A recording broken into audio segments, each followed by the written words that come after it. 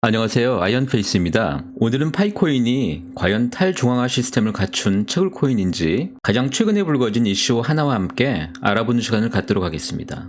파이가 확실한 탈중앙화인가 라는 이슈를 알아보기 위해서는 정확한 탈중앙화의 의미를 함께 정리하는 시간이 필요할 듯 합니다. 조금 딱딱하고 어려울 수도 있지만 그동안 이 부분에 대해서 명확하게 설명드리는 자료가 없었다고 판단했기 때문에 꼭 짚어보고 싶었습니다. 그리고 가장 쉽게 이해가 가능하도록 노력해보겠습니다. 정확히 알아야 여러분들께서 더 오랫동안 파이를 보유할 수 있기 때문입니다. 그리고 오늘 이후로 파이의 탈중앙화 이슈에 대해서는 모두 자유로워지시길 바라겠습니다. 자, 그럼 시작해보겠습니다. 첫 번째, 우리는 탈중앙화라는 의미를 다시 정리할 필요가 있습니다. 탈중앙화는 집중화를 벗어나서 소규모 단위로 자율적으로 운영되는 것이라고 정의합니다. 블록체인은 개별 노드가 중요하고 구체적으로 P2P 방식이 핵심이라고 합니다. 조금 어려우시죠? 돈을 발행하는 시스템에 대해서 적용을 해보도록 하겠습니다. 기존 통화 시스템은 정부와 은행이 발행한 돈을 장부에 기입하고 이것을 보증하는 시스템이라고 할 수가 있겠습니다. 그런데 블록체인은 공공에게 장부를 개방하는 소위 퍼블릭 레저라고 하는 시스템을 도입하게 되어서 각자의 합의로 가치를 부여하고 보증하고 또 특별한 기관에게 권력이 집중되는 초과 비용이나 초과 이익을 사전에 제거하는 것입니다. 결국 이것이 모두 개인 각자에게 더 큰 이익이 된다는 말씀입니다. 사진에서 보시듯이 대형 자본에 의해서 채굴되는 비트코인이나 이더리움 채굴 공장과 스마트폰 하나로 누구나 쉽게 참여할 수 있는 합의 시스템의 극명한 차이점을 보실 수 있습니다. 누군가 비트코인이나 이더리움은 값비싼 장비와 전기료를 지불하고 채굴해야 했기 때문에 가격이 당연히 높은 것이고 파이는 무료 채굴인데 어떻게 가격이 100불 이상 도달할 수 있느냐라고 이야기하신다면 이것은 그분들이 블록체인에 대한 이해를 완전히 잘못하신 거라고 생각하시면 됩니다. 블록체인의 가치는 분산 원장의 탈중앙화된 형태로 저장된 합의 가치인 것이지 그것을 위해서 사용되는 인프라 가치가 전혀 아니라는 점입니다. 오늘부터 여러분들께서는 이에 대한 이슈로부터는 완전히 자유로워지시기를 바랍니다. 이제는 기술적인 이슈를 통해서 한 번 더 탈중앙화를 확인해 보도록 하겠습니다. 파이가 채택한 스텔라 컨센서스 프로토콜의 문제점과 탈중앙화 이슈를 극복하는 과정을 오늘부터는 제대로 이해하실 수 있습니다. 리플과 스텔라는 제드 맥켈럽이라고 하는 천재 엔지니어의 작품입니다. 이분은 인터넷 초기에 이덩키라고 하는 거의 세계 최초에 가까운 P2P 프로그램으로 명성을 날린 엔지니어인데요. 리플은 시작부터 중앙화된 프라이빗 프로젝트이고 따라서 금융기관의 송금 기능을 향상시키는데 집중했던 결과로 블록체인 본연의 탈중앙화 기능으로부터는 멀어진 상품이라고 할 수 있습니다. 그래서 리플과 작별 후에 같은 소스 코드를 사용해서 포크한 상품이 스텔라입니다. 물론 현재는 완전히 다른 코드를 사용하는 같은 상품은 전혀 아닙니다. 스텔라는 처음부터 오픈소스로 개방되었고 특정 개인의 사유가 불가능하도록 스텔라 재단 설립을 통해서 시작되었습니다.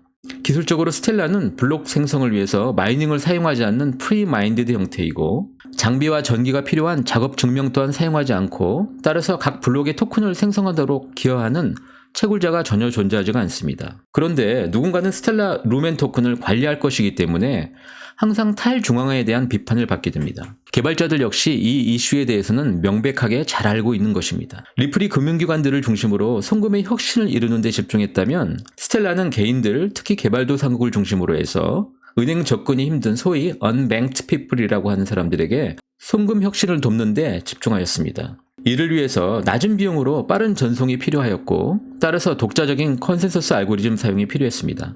그래서 개발된 것이 스텔라 컨센서스 알고리즘, 우리가 알고 있는 SCP라고 하는 알고리즘이고요. 그 핵심은 누구나 노드에 참여가 가능하도록 오픈된 것입니다. 여기에서 여러분들께서는 스텔라와 파이 네트워크의 가장 큰 차이점을 찾아보실 수 있습니다. 그렇습니다. 채굴 참여자가 있느냐 없느냐가 가장 핵심적인 차이점이라고 보시면 됩니다.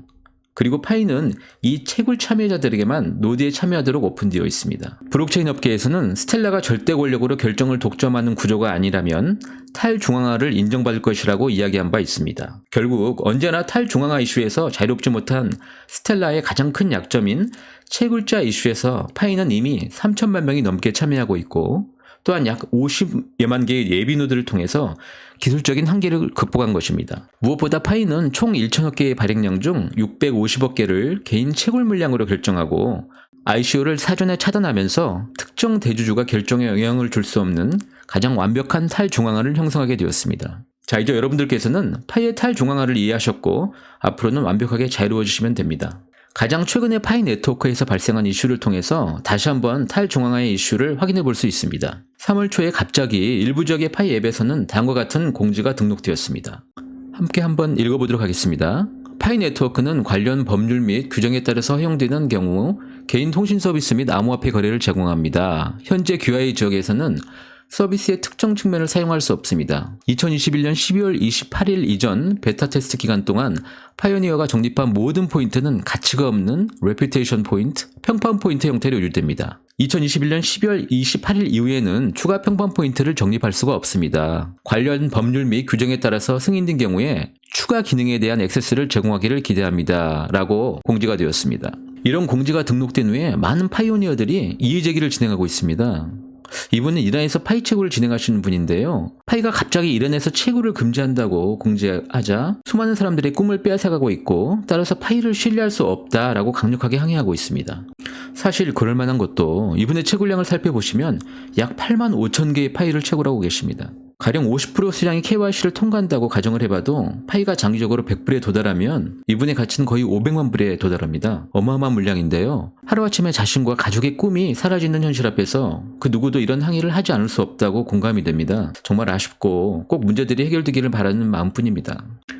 그럼 어떻게 이런 문제가 발생했는지 알아보도록 하겠습니다. 파이가 갑자기 8천만 명이 넘는 인구를 보유한 이란 지역의 파이오니어들에게 채굴 중단을 선언했고 이뿐만 아니라 쿠바, 아프리카 일부 지역, 그리고 현재 러시아와 우크라이나 전쟁을 통해서 러시아군이 주둔하고 있는 돈스크 지역 등 일부 국가의 채굴을 중지한다고 발표했습니다. 따라서 이 지역은 KYC에서도 제의될 전망입니다. 이미 우리는 파이코어 팀이 자신들이 현재 개발 중인 독자적인 KYC 솔루션은 향후 글로벌 시스템을 갖추게 되면서 다른 코인들의 KYC까지 해결할 수 있는 엄청난 비즈니스로 발전할 것이라고 기대하고 있다고 이해하고 있습니다. 그런데 파이네트워크가 갑자기 미국 정부가 제안하고 있는 자금 세탁 방지법 AML에 충실하게 특정 지역의 채굴을 중단하겠다고 발표하게 되어서 이를 둘러싸고 과연 파이가 탈중앙화 코인이 아니란 이의제기가 시작된 겁니다. 정말 이 일이 탈중앙화에서 벗어나는 일일까요? 혹시 파이가 미국 정부와 교감을 하고 있는 것일까요? 그리고 KYC는 도대체 언제 시작되는 것일까요? 파이가 스텔라의 기술적 한계를 보완해서 완벽한 탈중앙화에 성공했다는 것은 이제 여러분들도 모두 다 이해하실 것이라고 믿습니다. 파이가 일부 국제법을 따라서 특정 지역의 채굴을 잠시 중단시켰다고 해서 이것이 반드시 탈중앙화를 훼손한다는 것은 그것은 아니라는 것이 저의 개인적인 판단입니다. 왜냐하면 파이는 더 훨씬 큰 대의명분, 즉 최초의 실생활에서 사용되는 통화 가치를 가진 암호화폐의 구현이라는 대의를 갖고 있기 때문입니다. 이를 위해서는 반드시 국제법을 준수해야 되고 당연히 더 엄격한 잣대의 KYC 과정이 필요한 것입니다. 그래서 이렇게 KYC가 오래되고 더딘 이유이기도 합니다. 그 어떤 국가도 탈중앙화에 대해서 시비를 걸 수 없고 그 어떤 세력도 대주주가 될 수 없는 전 세계 시민들이 자유롭게 실생활에서 물건을 구입하고 또 자신의 자산까지 형성할 수 있는 그런 암호화폐라면 적어도 전세인들의 대의명분이 더 중요한 것이 아닐까 하는 생각을 갖고 있습니다. 지금도 파이는 더 빠른 속도로 목표를 향해 전진하고 있다고 믿음을 갖고 오늘 파이앱에 공지된 락업 리마인더를 꼭 따르시고 3월 14일 파이데이 이전에 락업을 진행해 주시기를 다시 한번 말씀드리겠습니다. 오늘도 저희 말씀 들어주셔서 감사드리고요. 저는 다음 영상에서 찾아뵙도록 하겠습니다. 행복한 주말 되십시오.